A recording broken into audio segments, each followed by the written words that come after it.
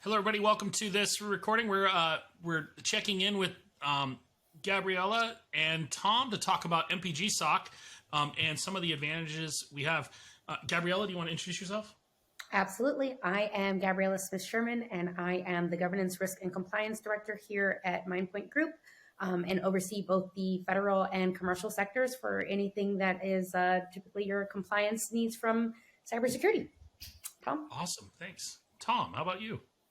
Yeah, I'm happy to. I'm Tom Bakry. I'm the Security Operations Manager at MindPoint Group, and I'm working with the team at MPGSOC to bring customers a wonderful Security Operations Center as a service. Awesome. Great. So also known as a managed SOC would be another term some people might use, and SOC as a service. All of the good terms that you hear and see. Yep. Awesome. So why we have you both here is, Tom, you manage the SOC, and then Gabriella, you would be someone who would buy the SOC or use the SOC within your team. So one of the questions that we wanted to check in, so why should someone invest in a SOC? That's to you, Gabriella. Okay. So in my prior life, coming to MPG, I'm former federal agency CISO, right? So I totally understand kind of what you're looking at from the federal side and from the commercial side. Why is a SOC important?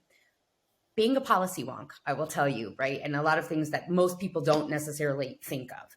You have all kinds of different nefarious activities that are taking place on your systems. You have all kinds of different types of vulnerabilities and issues that are coded into your system that you may not necessarily be aware of.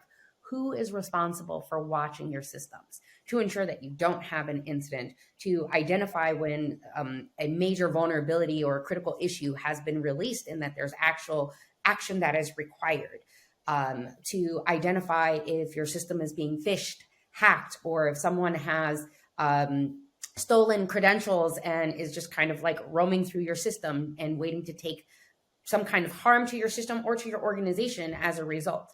Even the instances where there may be unintentional harm by your own internal people who have access, to be able to watch, manage, monitor any type of potential incidents.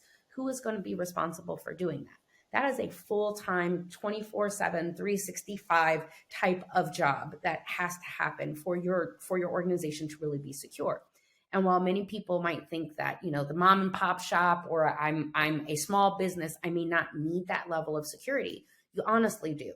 Because there are so many different types of activities that are taking place, if you don't have the special skill set to be able to identify those things, you might run into an instance where your system or your organization and business can seriously be impacted and wreck your reputation, or potentially just impact your business availability for your website to be up. So being able to work very closely to have a SOC that does that type of monitoring, it gives you peace of mind. And it also helps to know that I've got the SMEs that really know what they're doing so that I can focus on the mission. And that allows me to have different cycles to focus on the things that are most important to my organization. Awesome. Tom, anything to add? Sure. So I'm very much from a security operations perspective. I see that the big value that having a SOC brings is that it helps to minimize the amount of time to detect an adversary in your environment. Time is everything. The longer an adversary has to persist in your environment, the more damage can be done. The more of your precious data can be stolen. And if you don't have the right information being collected and preserved, and you don't have the right people with the right training looking at that information, then you're just not even going to be aware when this happens.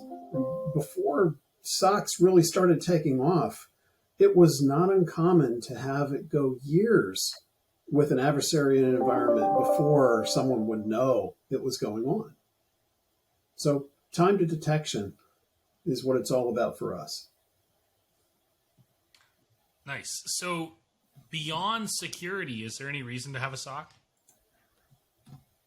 That's a question to either of you. So, I mean, security is really your first line of defense for anything and everything within IT. You cannot be successful in having your information anywhere on the internet, right? Like in the multiverse, without having security in place. And you need kind of the full branch and suite of security to be able to really protect yourselves and protect your data. I don't think that there is an instance where an organization should feel comfortable about not having a SOC and not having incident detection and response mechanisms. If you are at, a smaller organization, or maybe you don't necessarily have the money and the bandwidth to have a traditional SOC, or go out and get a managed service, you can build out like an incident response team and have some type of capability so you have visibility so that you can detect and respond in the event that there is something going on within your network. But honestly, it's one of those like priceless functions that your organization needs. And if you want to do business with the federal government, it's like mandatory, right, to be able to have that type of insight. And if the federal guidance and kind of threat landscape that we have seen over the last couple months or even last few years during pandemic is indicative in nature of like what has been taking place and where we're going in cybersecurity, all the more reason that you need to have it, right? You've got M2131, which requires you to have logs. You've got zero trust architecture, which is built on the foundation of nothing but cybersecurity principles, right? Looking at those identities, understanding the logs that are being pulled, looking at who has access. Do they have the right types of permissions to be able to access those things? And should they have persistent access, right? All of those things are baked in, and they go hand in hand between security operations, your architecture and engineering, and of course your compliance groups. Something I heard really interesting in what you said that goes to the beyond security was, so there's an opportunity if you have a SOC to get federal work, or is there federal work that is restricted if you don't have a SOC?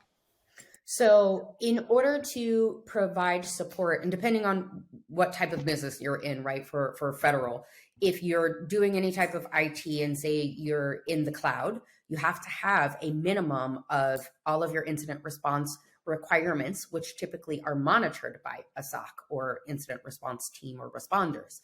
Those are minimally required for anything that is going to go within the cloud, anything that's hosted on-prem, and is typically written within contracts that you have to meet certain criteria and guidance in order to do business within the federal government. And then the compliance checks are kind of cracking down on that, right? It gets baked in, like I said, supply chain, contract administration, acquisitions and review. And then on top of that, you have compliance bodies and minimum requirements coming in all different types of directions. Awesome. Tom, anything to add to those? No, I think Gabriella really said it all well. We're finding more and more that there's an expectation, there's table stakes, and table stakes are you will collect logs, you will retain logs, and you will investigate those logs and monitor them and look for activities in your environment that aren't supposed to be there. Awesome. So now we've got there's a couple of different types of SOCs that are available in the world. So we have an in-house SOC on one side. We have a SOC as a service or a managed SOC, and of course no SOC. So we've already talked about the advantages of having a SOC versus not having a SOC, but why would a company want to think about getting a managed SOC or a SOC as a service versus doing an in-house SOC, or vice versa? When is an in-house SOC more appropriate than a managed SOC? I mean, honestly, if you think about it, how many of these companies are actual cybersecurity professionals where this is what they focus on? Oftentimes you have, all kinds of different businesses that have a cyber element or an IT element. When you go to a SOC, this is literally what they do. That's the great thing about dealing with a SOC as a service. It gives you the flexibility to have the professionals that know this stuff inside and out, where you're not spending additional cost to, have labor. You're not spending additional cost to have a bunch of licenses. You're not spending money on things that may not be, your wheelhouse. You go out and you hire the professionals to do it so that you have the bandwidth to focus on exactly what you need. And then you also get the opportunity to get like the right size solution for your organization. I think a lot of times dealing with organizations, you hear that I don't need this, I don't need that because I am small, or because I feel as though I'm locked down and I think I am secure, but often that's not the case. And going to a managed SOC provider who focuses on nothing but these types of instances can help to customize a solution that fits you perfectly, right? Like maybe I don't care about what the federal government requires, but I do care about my data and protecting all of my customers and PII or anything that I might be collecting. That enables me to focus on that and double down on my mission by having the SMEs there to do it for me.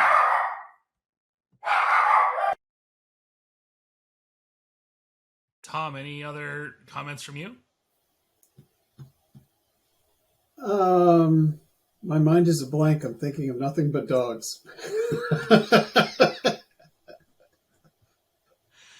Okay, so don't think of an elephant. That works. Okay. So let me ask just another way. What's one more factor that might influence you? Well, let's go the opposite. So an in-house SOC, why would you want to actually have an in-house SOC versus a managed SOC? At what point do you need to like switch? Or do you ever need to once you've actually picked one? Well, I think if you've got lots and lots of money to spend and nothing really good to spend it on, why not staff a 24/7 security operations center? I mean, we're talking about security professionals, and we know that they're pretty inexpensive, maybe $100,000, $150,000 a year each. And you only need about a dozen to get off the ground and start. Of course, you also, it's going to take probably a few years to really get to where your SOC is really working well, because frankly, the Security Operations Center is not something that just springs up and is effective. The tools are toddlers. Overnight.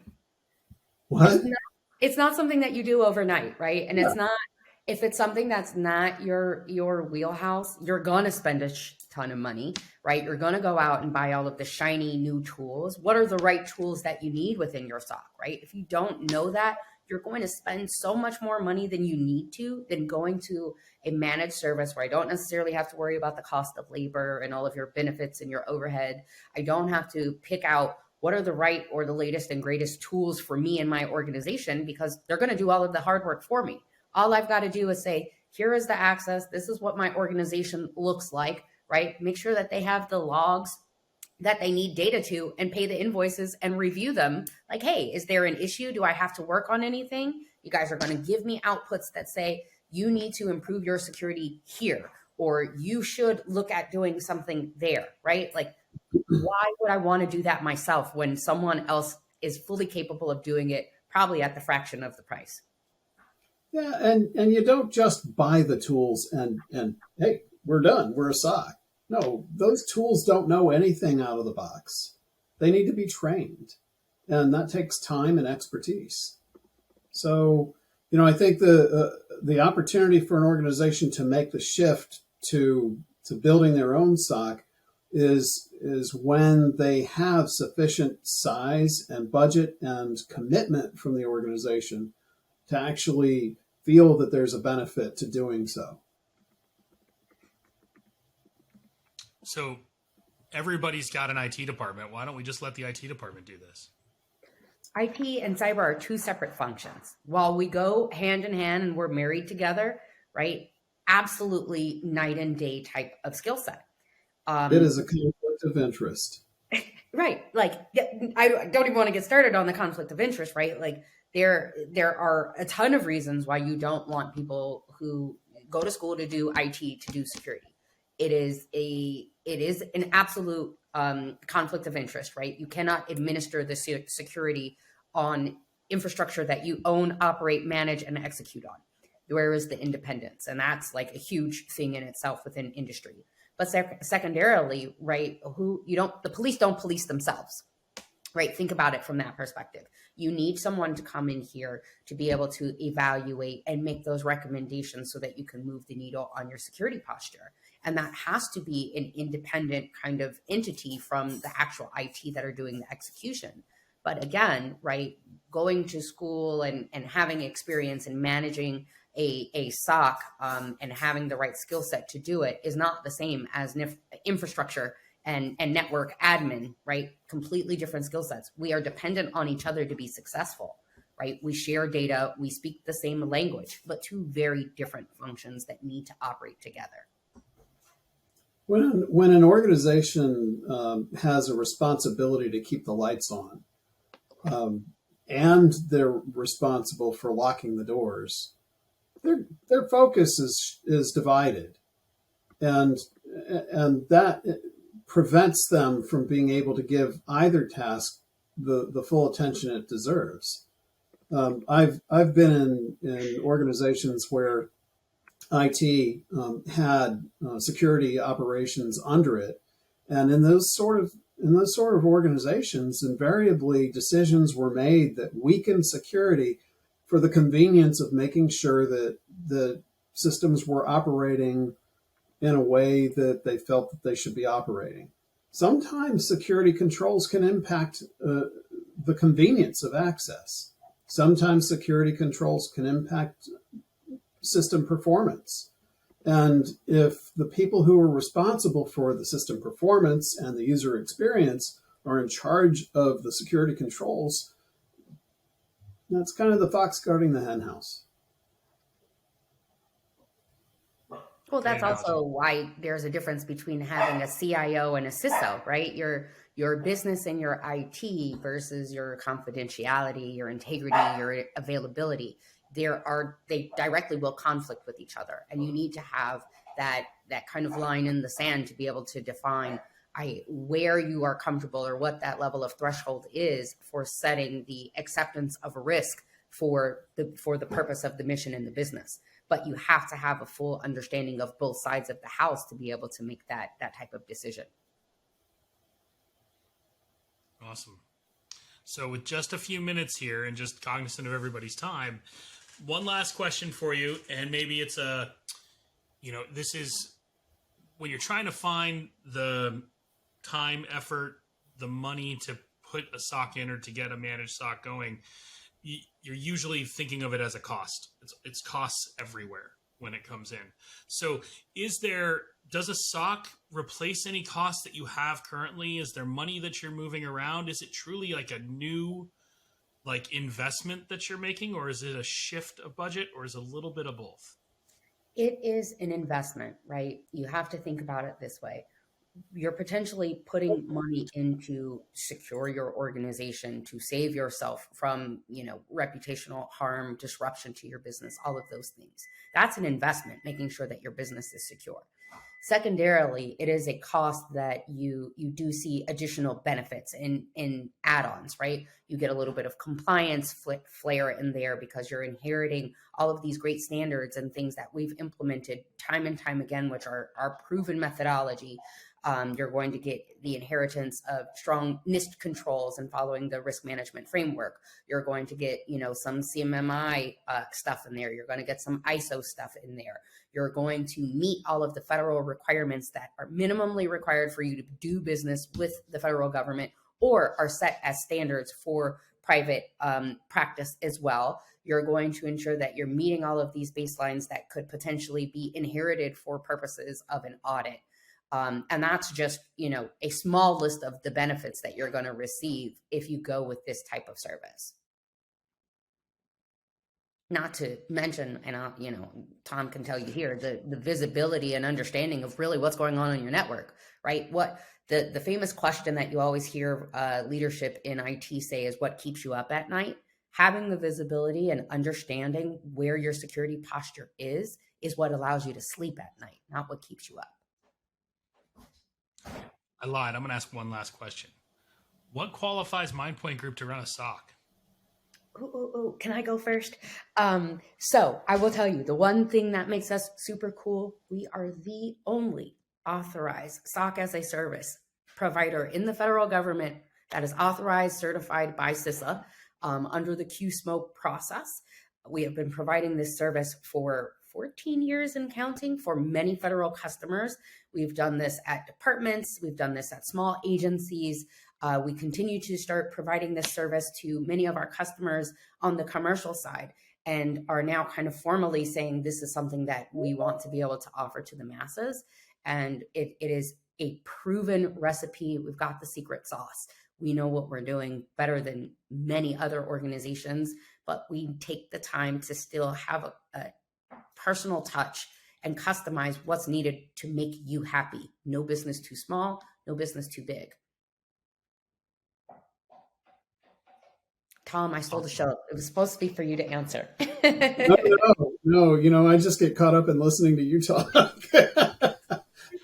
All right. Props, Mike. Really appreciate you all being here. Hold on.